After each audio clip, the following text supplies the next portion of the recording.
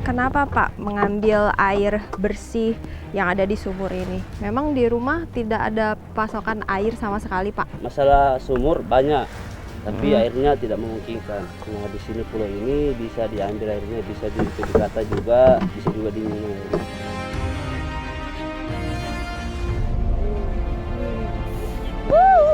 Kalau inginnya ya dapat bantuan dari pemerintah kan, supaya kita tidak ambil modal dari bos pembeli telur. Tidak, tapi dibersihkan dulu. Kalau dicobain lebih asin.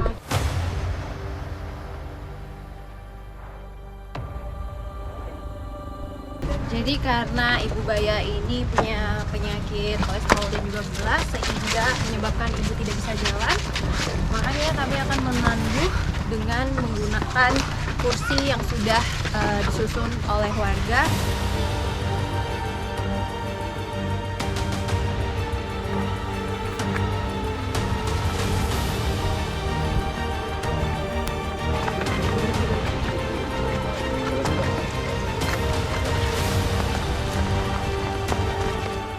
Jadi biasanya kalau misalnya ada yang sedang sakit, itu langsung dibawa ke rumah sakit terdekat. Dan kalau dilihat di sini sangat miris sekali karena memang jarak rumah sakit sangat jauh dan mereka memerlukan kapal yang mana waktu tempuhnya sangatlah panjang, sekitar 43 mil.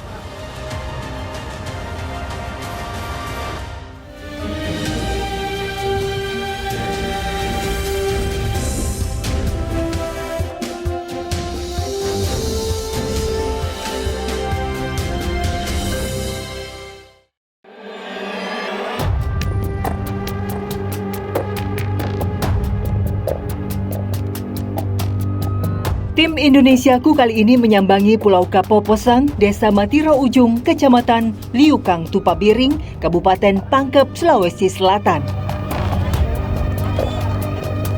Meskipun hasil laut yang melimpah tak membuat warganya hidup sejahtera.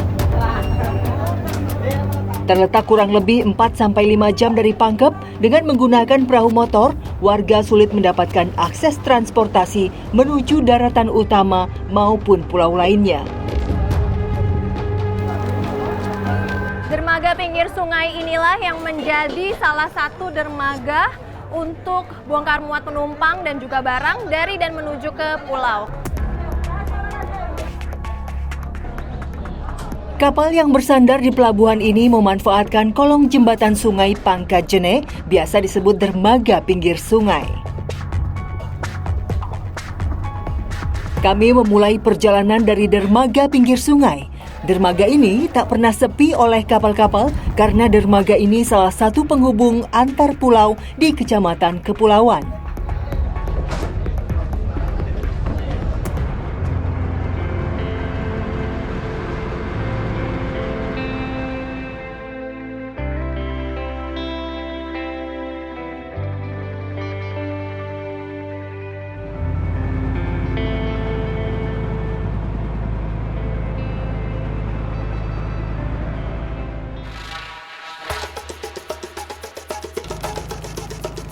Dangkalnya muara sungai menyebabkan kapal sulit masuk. Hanya kapal-kapal tertentu yang bisa bersandar di dermaga. Akibatnya, kapal harus menunggu di muara sungai hingga 4 jam sampai air pasang kembali. Jadi dalam perjalanan kami, di sini kami melewati perairan yang dangkal yang mana kami susah melewati sehingga kami harus menggunakan bambu ini. Dan ini dangkalnya adalah sekitar 1 meter. Padahal dermaga ini terletak dekat dengan pasar terbesar di Kabupaten Kota Pangkep. Artinya, seluruh aktivitas perekonomian warga pulau berputar di pasar ini. Warga hanya bisa berharap agar pemerintah segera mengatasi pendangkalan sungai. Perjalanan kami dari Kabupaten Pangkep menuju ke Pulau Matiro Ujung memerlukan waktu kurang lebih 4-5 jam lamanya dengan jarak tempuh 43 mil. Kurang lebih terdapat 115 pulau yang berpenghuni maupun tidak berpenghuni di kabupaten ini. Tak adanya perahu transportasi umum membuat warga yang akan berbelanja atau bepergian hanya bisa menunggu perahu nelayan saat ada yang keluar masuk pulau untuk menjual hasil tangkapan ikan.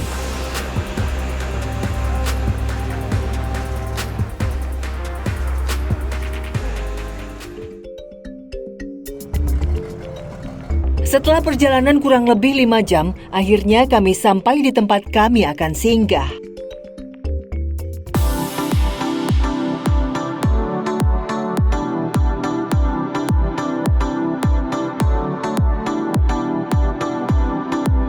Desa Matiro Ujung mempunyai penduduk kurang lebih 1.400 jiwa.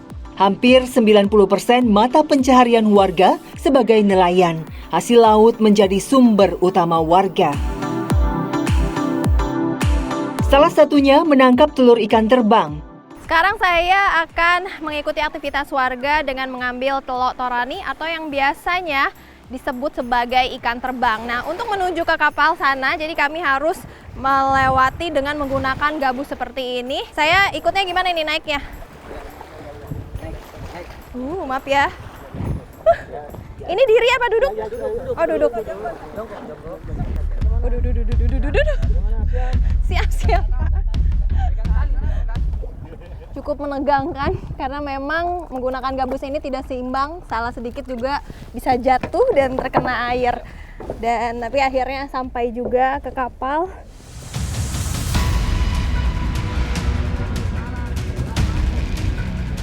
Menurut nelayan, ikan terbang biasanya banyak terdapat di laut bebas minimal 30 sampai 70 mil dari daratan, tepatnya di perairan laut dalam.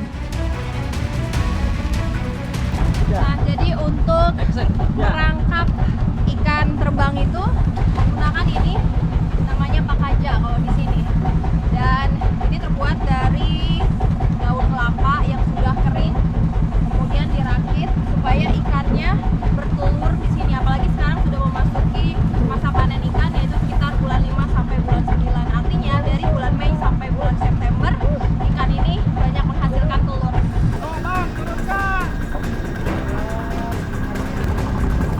Ukuran pakaja dibuat kurang lebih 50 cm kali 50 cm dengan jarak antara pakaja yang satu dengan yang lain kurang lebih 50 meter. Daun kelapa yang hanyut di permukaan air laut sangat digemari ikan terbang untuk bertelur. Dan biasanya telur akan menempel di antara daun kelapa.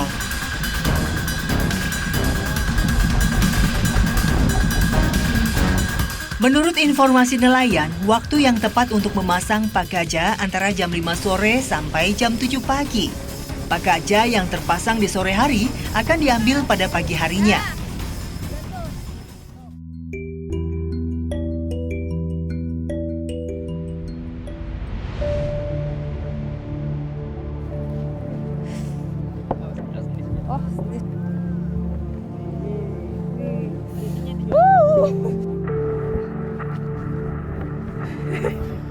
Hari ini kami cukup beruntung dapat panen telur ikan terbang.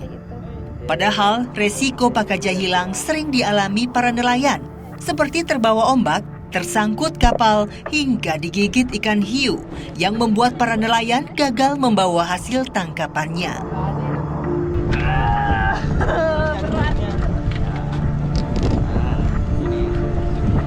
Nah, ini pakaja yang udah diambil. Di sini udah kelihatan nih ada telurnya seperti ini. Jadi telurnya itu banyak di sana. Biasanya nempel kayak gini, dan ini bisa langsung dimakan ya Pak katanya? Iya. Bisa tapi dibersihkan dulu. Ya begitu, bisa dimakan kalau. Cobain ya. Kalau dicobain, biasanya kalau misalnya makan sushi, di atasnya suka ada telur-telur kayak gini. Rasanya cuman karena ini belum dicuci, jadi lebih asin. Sejak tahun 1969, telur ikan terbang sudah diekspor ke Jepang.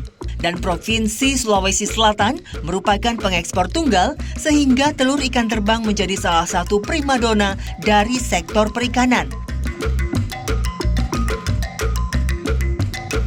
Namun sayang, hasil yang diperoleh warga desa Matiro Ujung mengalami penurunan akibat pengambilan secara masif dan tidak terkontrol dari nelayan di luar Pulau Kapoposan. Bapak nelayan udah berapa lama, Pak? Sekitar 30 tahun. Nah, terus kalau sekali panen telur ikan terbang ini biasanya berapa banyak dapatnya, Pak? Ya kadang banyak, kadang sedikit, kadang tidak ada. Kalau kayak sekarang ini lagi banyak apa sedikit, Pak? Kalau ini sedikit, pasti rugi kalau begini. Iya, enggak menutup ongkos ini kalau begini. Oh, emang biasanya kalau paling banyak berapa dapatnya, Pak? Biasa juga dapat lebih 20 kilo, 10 kilo begitu. Tapi tidak sering itu, jarang didapat begitu. Nah, Ya yang sering itu yang sedikit. Ya kadang juga tidak ada. Ya. iya, kalau harapan Bapak sendiri, kira-kira Bapak inginnya apa sih?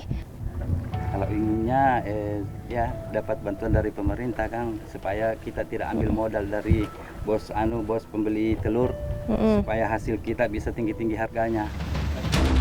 Tak adanya biaya hidup keluarga dan biaya operasional cari telur ikan terbang membuat nelayan terpaksa meminjam uang dari pemodal. Sehingga nelayan tidak memiliki kekuasaan penuh dalam menentukan harga telur ikan terbang. Akibatnya, nelayan hanya bisa pasrah menerima harga yang ditetapkan dari pemodal. Berharap keterlibatan pemerintah untuk bantuan modal sangat dinantikan para nelayan Matiro Ujung agar ada peningkatan perekonomian keluarganya.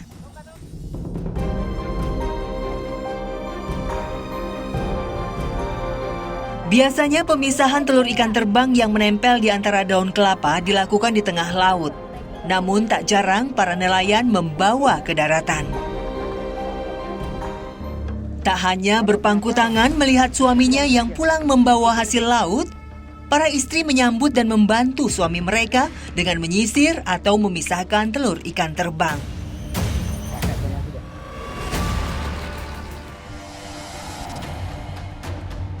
Memisahkan telur di antara daun kelapa kelihatannya mudah. Dibutuhkan kesabaran karena daun kelapa yang sudah rapuh akan rontok dan menempel di antara telur ikan terbang. Salah satu di antara istri nelayan ini adalah Rina, membantu pekerjaan suaminya untuk menyokong perekonomian keluarganya. Bu, Ibu jadi penyisir telur ikan terbang kayak gini udah berapa lama? Udah hampir 4 bulan kayaknya. Terus kalau misalnya untuk kebutuhan sehari-hari, Bu, itu penghasilannya dalam sebulan itu apakah menentu tidak sih? Sebulan tidak menentu, kadang banyak, kadang sedikit juga begitu. Harga telur ikan terbang kering dipatok 900.000 per kilo di pemodal. Padahal harga di luar pulau bisa mencapai hingga 1,5 juta per kilonya.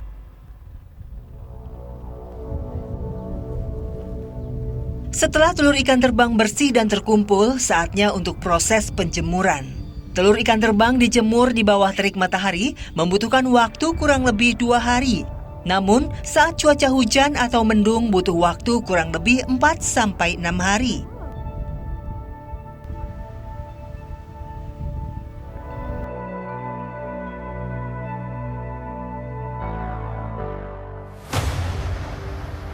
Memiliki alam yang indah, Pulau Kapoposan memiliki topografi bawah laut yang menarik dengan terumbu karang yang masih terjaga.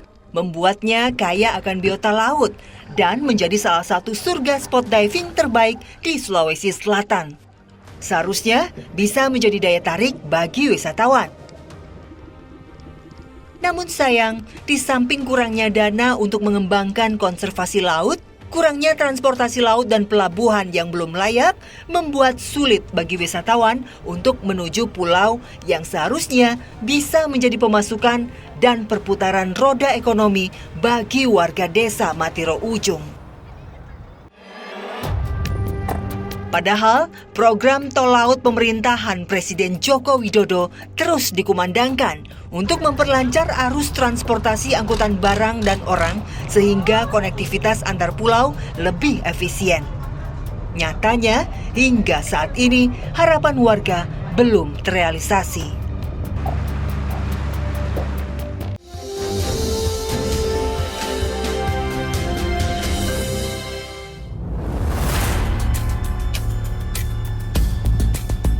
Memiliki luas pulau kurang lebih 42 hektar, warga dusun Pulau Kapoposang, Desa Matiro Ujung, sebagian besar menggantungkan hidupnya dari hasil laut. Namun penghasilan sebagai nelayan yang tidak menentu membuat para ibu nelayan harus memutar otak untuk mendapatkan penghasilan lain. Salah satunya membuat virgin coconut oil atau disebut VCO. Hamparan pohon kelapa yang tumbuh subur di sini awalnya tidak terkelola dengan baik. Karena harganya yang sangat murah bahkan tidak laku dijual. Namun, seiring datangnya pesanan minyak VCO dari Jepang menjadi berkah bagi warga untuk mendapatkan penghasilan tambahan saat musim paceklik ikan. Karena biaya melaut yang tinggi ditambah hasil tangkapan yang sedikit, membuat nelayan memutuskan tidak melaut untuk sementara waktu.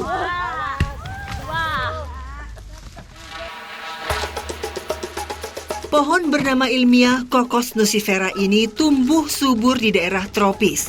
Sinar matahari yang berlimpah sangat baik untuk pertumbuhan pohon kelapa, terutama di daratan rendah dan pantai.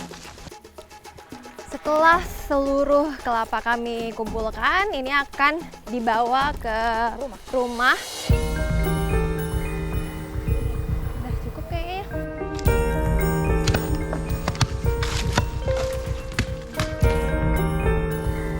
Pertama-tama kelapa dikupas dari kulitnya.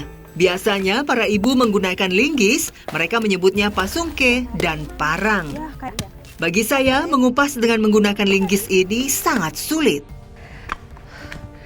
Lumayan susah banget, apalagi ngupas kulit kelapanya itu menggunakan linggis seperti ini.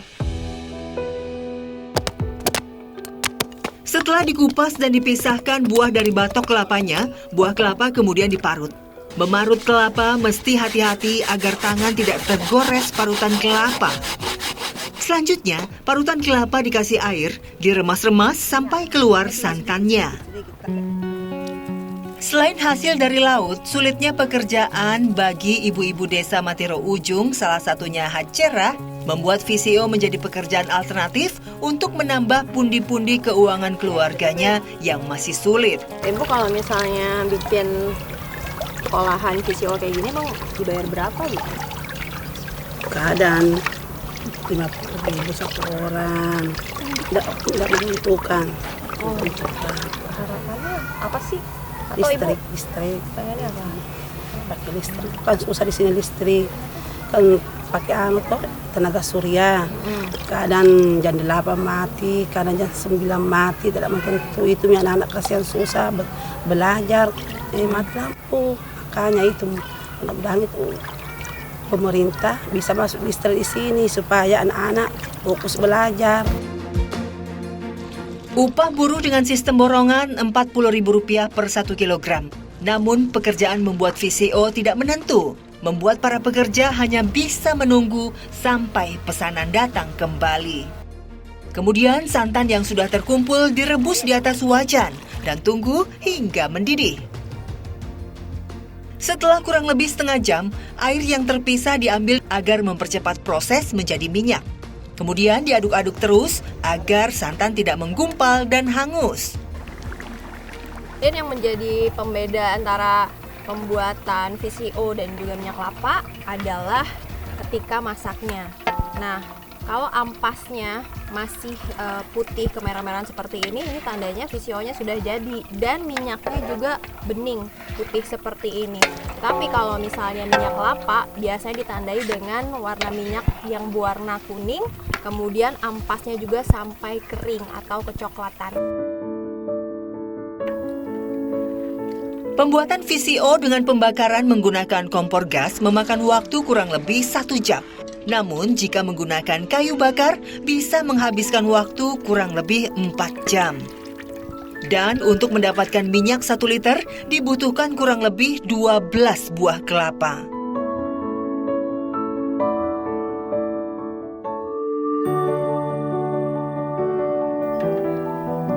Untuk membuat VCO dibutuhkan proses yang panjang dan kesabaran. Setelah dimalamkan selama 1 hari, warna dari minyak VCO ini akan berubah seperti ini, yakni agak kekuning-kuningan karena ternyata di dalamnya ini ada ampas atau buih-buih yang sangat halus sehingga harus disaring terlebih dahulu atau difilter kembali supaya warnanya semakin jernih.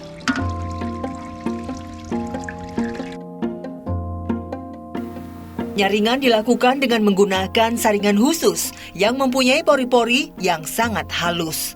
Proses penyaringan membutuhkan waktu yang cukup lama karena minyak hanya menetes sedikit demi sedikit. Untuk menghasilkan VCO yang mempunyai kualitas baik, dibutuhkan kurang lebih 5 kali penyaringan.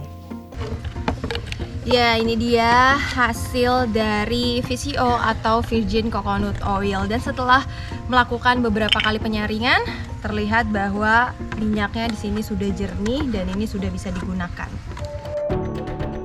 Setelah selesai proses penyaringan, VCO dikemas dalam botol berukuran 200 ml. Dan dalam sehari bisa menghasilkan kurang lebih 6 kg VCO. Harga VCO dipatok Rp80.000 per kilogram. Sebenarnya, VCO hasil olahan warga Pulau Kapoposang sudah menembus pasar domestik dan internasional, terutama Jepang. Namun, saat tak ada pesanan, proses produksi terpaksa terhenti. Akibatnya, warga tidak dapat penghasilan. Keadaan ekonomi keluarga yang tak kunjung membaik membuat warga terus berusaha dan berharap pemerintah untuk membantu menyalurkan VCO agar warga bisa terus bekerja.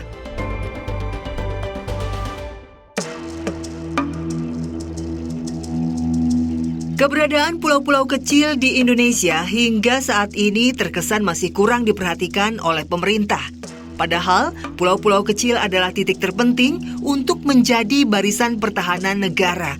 Salah satunya Pulau Pandangan, Desa Matiro Ujung, Kecamatan Liukang, Tupabiring, Kabupaten Sidrap, Sulawesi Selatan.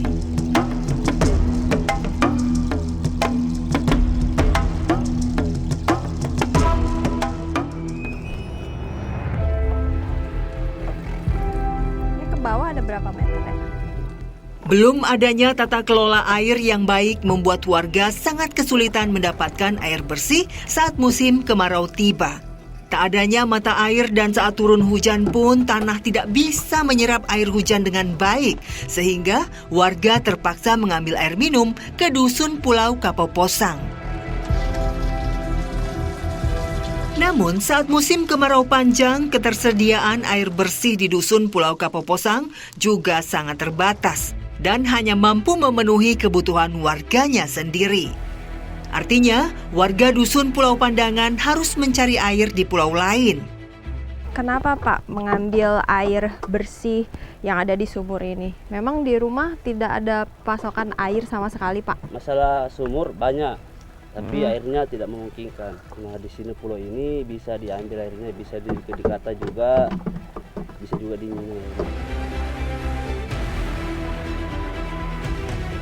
Setelah jerigen penuh, kami membawa jerigen-jerigen untuk diangkut kembali ke Pulau Pandangan dengan menggunakan perahu lepa-lepa atau ketinting.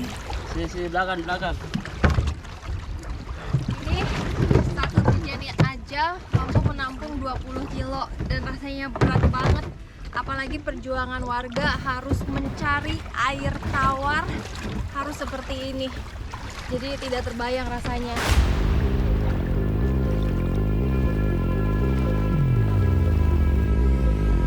Perjalanan dengan menggunakan perahu lepa-lepa membuat saya takut. Bisa dibayangkan perahu kecil dengan beban air yang berat, ditambah ombak yang cukup besar, resiko kapal tenggelam bisa saja terjadi. Nah kalau seandainya di Pulau Kapoposang tiba-tiba airnya udah nggak ada, nah itu Bapak ada pilihan lain lagi nggak sih untuk mengambil pasokan air? Ya ada. Nanti kalau ada orang naik ke Makassar, kita titipkan lagi ke sana, ke Makassar lagi, ambil air. Ongkos pengambilan air dari Makassar Rp5.000 hingga Rp10.000 per jerigen. Sesuai pasal 33 ayat 3 Undang-Undang Dasar 1945 menyatakan, bumi, air, dan kekayaan alam yang terkandung di dalamnya dikuasai oleh negara dan dipergunakan untuk sebesar-besarnya kemakmuran rakyat. Artinya, negara wajib hadir mengupayakan terpenuhinya akses terhadap air bersih bagi rakyatnya. Karena air bersih adalah sumber daya yang menguasai hajat hidup orang banyak. Setelah sampai di dermaga Pulau Pandangan, para ibu menyambut kedatangan perahu untuk mengambil titipan jerigen mereka. Nah ini jerigennya udah kekumpul semua nih. Kalau yang punya Ibu Anti yang mana nih jerigennya? Ini. Oh, jerigen air yang ini. Emang Ibu susah di rumah Ibu tuh buat dapetin air bersih atau air tawar itu? Susah karena di sini asin. Asin ya, pasti selalu asin di sini. Nah terus kan kalau nitip air kayak gini, Ibu pasti harus bayar dong. Iya, bayar. Nah bayarnya gimana? Ganti bensin. Kasihkan bapaknya. Warga hanya bisa berharap pemerintah mencari cara agar penyediaan air tawar untuk warga di Pulau Pandangan bisa tersedia dengan baik.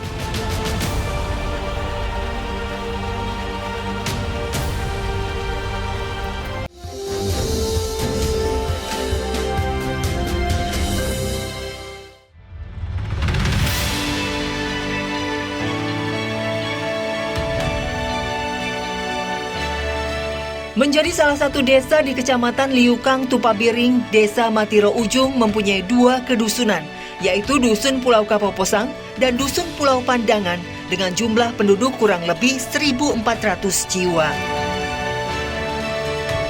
Harapan warga cukup sederhana, apalagi kondisi ekonomi selama ini mereka hidup serba terbatas, termasuk ketika jatuh sakit.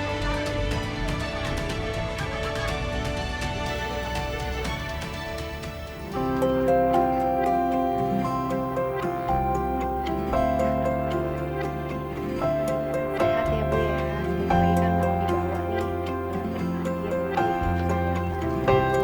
dibawa nih. Fasilitas kesehatan di puskesmas pembantu yang kurang memadai dan ditambah tenaga medis yang jarang ada di desa.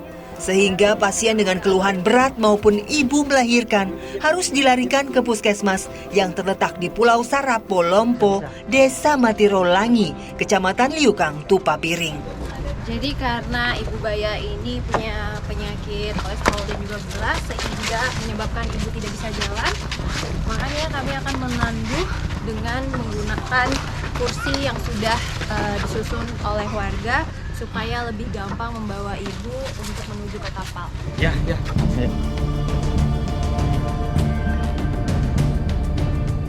Akses laut yang jauh kurang lebih 3 jam perjalanan dengan menggunakan perahu motor membuat warga sangat kesulitan membawa pasien keluar desa. Digotong dengan menggunakan kursi menjadi salah satu cara untuk membawa pasien sampai ke dermaga, titik di mana perahu motor bisa menjemput.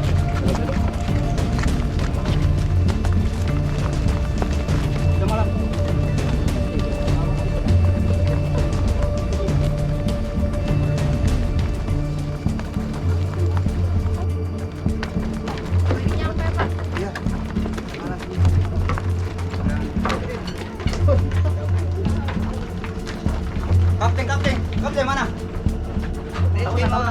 Dia mah. Amang. Saat ini